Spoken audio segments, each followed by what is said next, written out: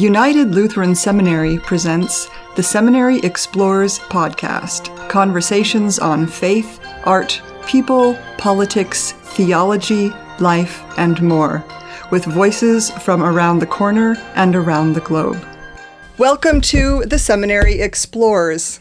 I'm Katie Giebenhein.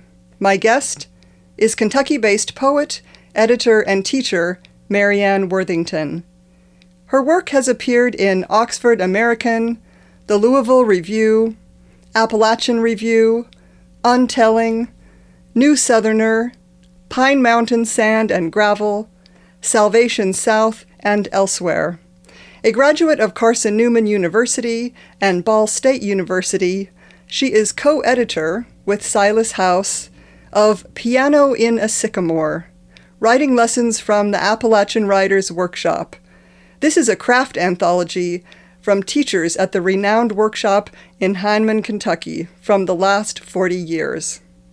She co-founded and was the poetry editor for the journal Still. Marianne's chapbook, Larger Bodies Than Mine, won the Appalachian Book of the Year award. Her poetry collection, The Girl Singer, received the Weatherford Award for Poetry from Berea College and the Appalachian Studies Association. Marianne, welcome to the Seminary Explores. Thank you, Katie. Thanks for having me. I'm glad to be here. So you grew up in Knoxville, Tennessee. Could you say something about Knoxville as a place that's infused with music? We don't necessarily always think of it as a music city, but that had an influence on your growing up, didn't it? It sure did. Knoxville has a rich music heritage, as much as Nashville. For instance, there was a long-standing radio program called the Midday Merry-Go-Round, which was a live kind of barn dance performance. And my parents used to go to that on their lunch break. They both worked in downtown Knoxville. And my mother remembers seeing Maybelle Carter with her daughters, and they were accompanied by this real young musician from outside of Knoxville named Chet Atkins. And so there was that, which was before my time, but then there was a lot of local music that was played on television that I saw when I was little. And so, it set the bar really high for what I expected from musicians because they were fabulous musicians. And so, and also we went to church, and I had a fabulous music teacher at church. So I was learning church music, and I was learning how to read because I was looking at the hymnal all the time.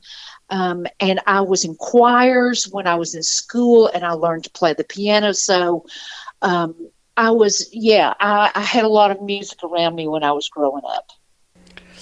And for those who are not familiar with the term, the girl singer, you were just talking about some of these series. There used to be these TV and radio series, and there was a real almost like a liturgy, right, for the format. And for someone who might not know what that term, can you just kind of define a bit what that means?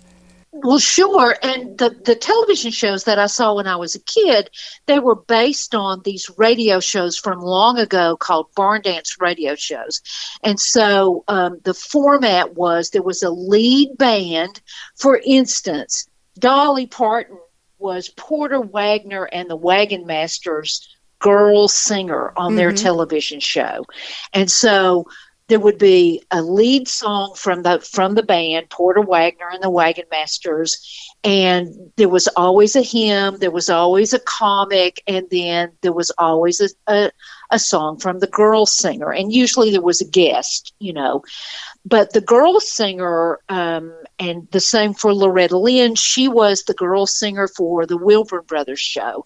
And so it meant that the girl singer was not the headliner, was not the star of the show. And so one of the things I wanted to do with my book was sort of reclaim and revalorize that term, the way that that a lot of mountain people have reclaimed the term hillbilly, Mm-hmm. or the way a lot of gay people have reclaimed the term queer. Mm-hmm. And so I wanted to kind of reclaim that term and give these women that I grew up loving and watching on television and hearing on the radio, to give them the kind of dedication that they maybe didn't get during their lifetime. Would you mind reading the title poem for us from the Sure. Girl Singer from your collection? Sure. So the title poem is kind of written in it's a kind of an encapsulation of a lot of women singers, a lot of girl singers, and this particular one, I thought, well, she would know all the words to all those murder ballads, because Oh, we've been singing songs about murdered women for 600 or 700 years, and I didn't want readers to forget about that. So she would know all these old ballads and love songs and murder ballads, and so you'll hear some of the language from those old songs. If you know them, you'll hear the lyrics. So this is the Girl Singer. How hard it was to hold my body against defeat and come to be known as just a girl singer by those men who said, "We're doing you a big favor, honey." Once I sang the lonely songs I loved. The A minor chord on my black Gibson hummed lonesome as a grave. I strummed right through their promises, crying, "Oh, the dreadful wind and the rain." On stage, I was one notch below the gap-toothed hayseed in his checkered jacket and short pants, clowning around with me as his sidekick, and we'd laugh and laugh. I dug on your grave the better part of last night. Too sorrowful, they said, the bosses. Heard enough about sick-hearted boys chasing aggravating beauties, poor orphan children dropping and dying in the snow. War was over, they said. Be old-fashioned, but not too much. How hard it was to fetch my voice for chirpier songs. Oh, the cuckoo, she never hollers cuckoo. I wore down. I mourned the women killed in all the murder ballads I knew. Bludgeoned, stabbed, drowned, floated downstream to the Miller's Cove. He made fiddle screws from her little finger bones. So I had to quit singing our songs. Her clothes all wet and muddy. They laid her on a plank. oh, beautiful. Thank you. Uh-huh. Oh, and I love this line about not too much. It's like we're gonna tell you exactly how to be, but don't overdo it, right? Yeah. Yeah, we're going to tell you how to dress and what your name is going to be and what songs you can sing. Yeah. Yep, and always that sense of we're doing you a favor, whether we're saying it or not. Like it's just hanging in the air. Right, right. I mean, it's part of this whole system of patriarchy and control, and men had control over women's destinies and fates and their success in the music business. So, Yeah, so true. yeah. I was wondering, since The Girl Singer came out in 2021, and in the time since this has been published, is there something either at one of the reading events or the reviews or just the conversations that you've had with readers, is there something that has surprised you that maybe you didn't expect, or just something that really has made an impression on you? Yes, one of the things that I learned was that, and I mean, I knew this intuitively, but I didn't really know it until people spoke it back to me. But you learn so much about your work when you give it over to readers and they respond to it. Like, there were things that I had never thought of, things that I did or wrote sort of inherently that people made big deals about, like, "Oh, you did this and this." It's like, yeah, but I didn't realize I was doing that, you know? And also just themes and that kind of thing. I think when you're so close to your own work, you don't see or feel those things necessarily. So it was a real joy to learn what readers had discovered in my work that I hadn't seen myself. That reminds me a bit of the way we feel when we're listening to singer-songwriters who are able to articulate something that we feel that we didn't realize we felt, which is something that both music and poetry can do. It's so immediate, and there's really nothing like it. No, there really isn't. And I think about songwriters a lot, particularly Dolly Parton, and the way that she can write, these really biting lyrics, like a woman who leaves her home and her family and her kids for somebody else. And that's a tragic story, but it's set to the most beautiful little melodies, so she has that irony in her repertoire. I think about Bruce Springsteen a lot because he's such a master at drawing evocative pictures through his lyrics. So, yeah, I mean, if the poem doesn't move you in some way, then maybe the poem isn't working, Yeah. Oh, that's the truth. That's the truth. It's the same with sermons too, right? Yes. No, but it's funny that you mentioned Bruce Springsteen, because I was just reading an article from the New York Times. I think it came out yesterday, about him, and it was just, and I literally was thinking, as I was reading it, about some of the things that he said and how it pertains to poetry, and also it just contributed to the respect that I already have for him. Yes, and he does so many things with the senses. When you think about the screen door slams, Mary's dress waves, like a vision she prances through the night. I mean, you get sound, you get imagery, you get smell, taste. He's so good at that, drawing those pictures. Yeah, it's almost like when you inhale something, right? It's immediate. It's all there. And yes. Yeah, that's something that I had thought about when I was reading the poems in this collection. They're very real, and there's an immediacy, and whether or not you are deeply familiar with this part of the country, or if you've immediately experienced this, it's so grounded and effective that it doesn't matter. It doesn't matter where you come from when you're reading these poems, which I think is also a real mark for for what a successful collection it is. Well, I appreciate you saying that, and yes, I agree totally that a poem you should be able to resonate with a poem no matter where it's set, who wrote it. There should be something that you can grab onto as a reader that moves you. So, yeah, I'm always striving for that. So thank you for saying that. I appreciate it.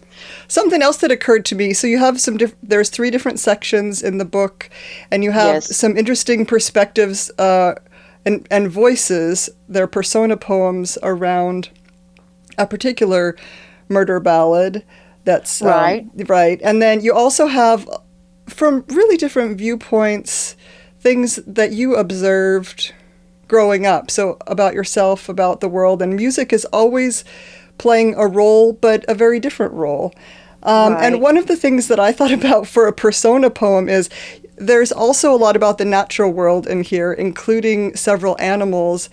And there's a series of bird poems, and these bird poems are also persona poems, because you've got the birds have personalities, and you're reading through the birds. So I just think it's such a rich range, and that's kind of unexpected. But I was like, oh, that's a persona poem too. I hadn't really thought about that, but you're right. Some of those bird descriptions are.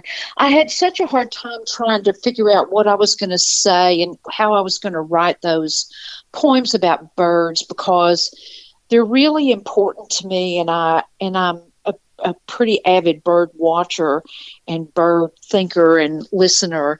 And so what I did was I set up some boundaries for myself. So, those poems are only 3 lines.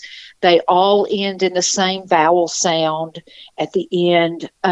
They're 8 syllables. I think it's 8 syllables for each line. And I set up those boundaries for myself thinking, I'll just force myself to write just a little bit about each bird, and that worked. That worked for me. So that's the evolution of that particular poem.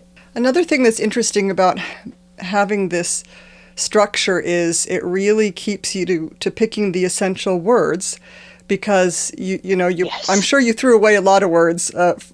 You start and then you have to kind of cull back and say, all right, this is what I'm going to keep, and therefore it's a little bit like making jam, right? You take a lot of fruit and then you kind of suck the essence out of it. So the reader gets something very strong and gets the full flavor, but it's a lot of work to winnow it down.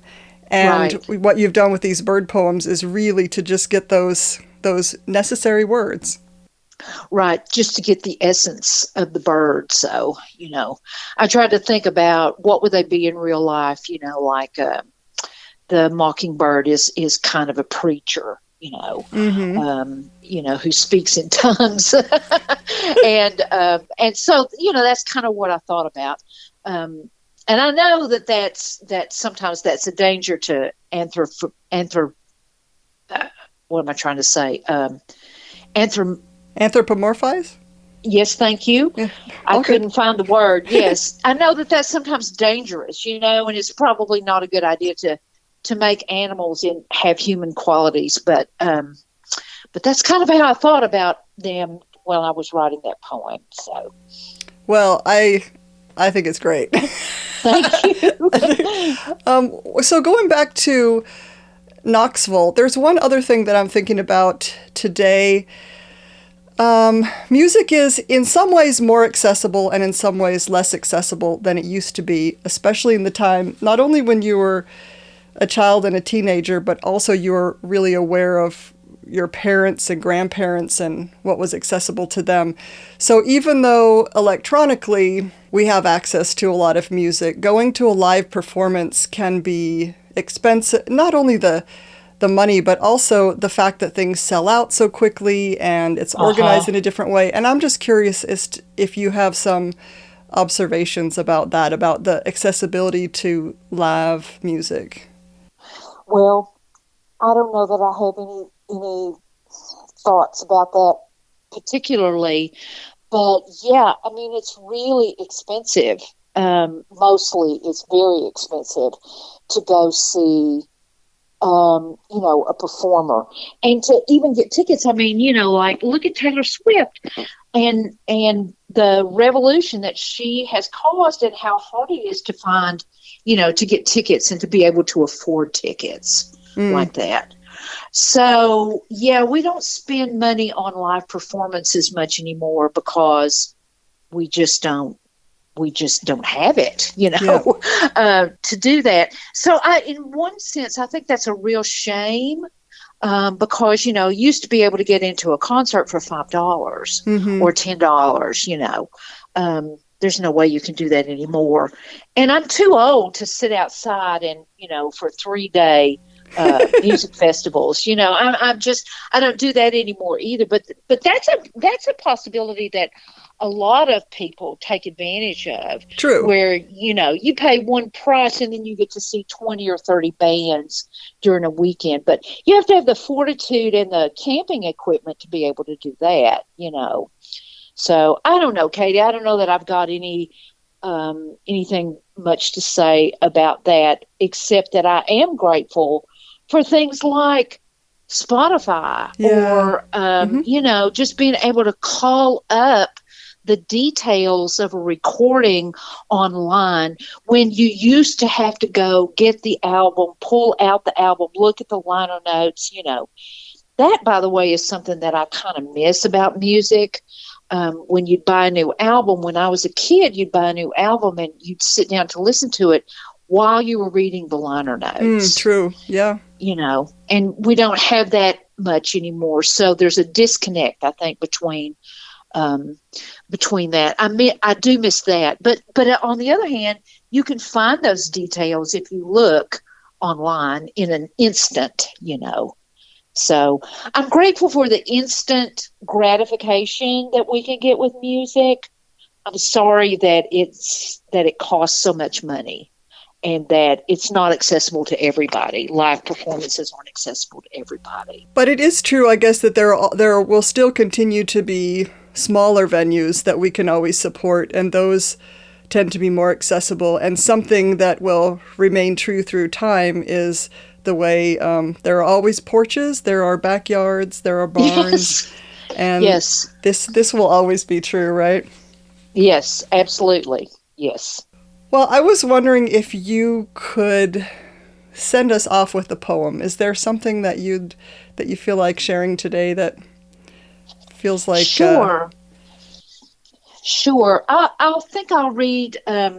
this is the opening poem to the third part of my book. It's called Ballad.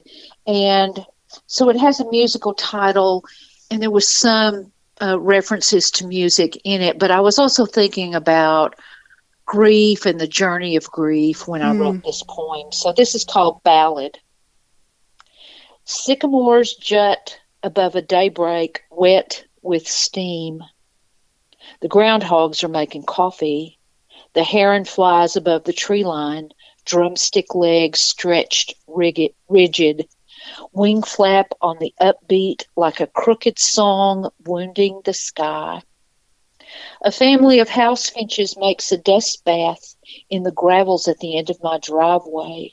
They strum and pluck every shimmering day while the worm entombs, while the bud weeps on the vine. I've been broadcasting seed in memoriam. My mother loved the killdeer.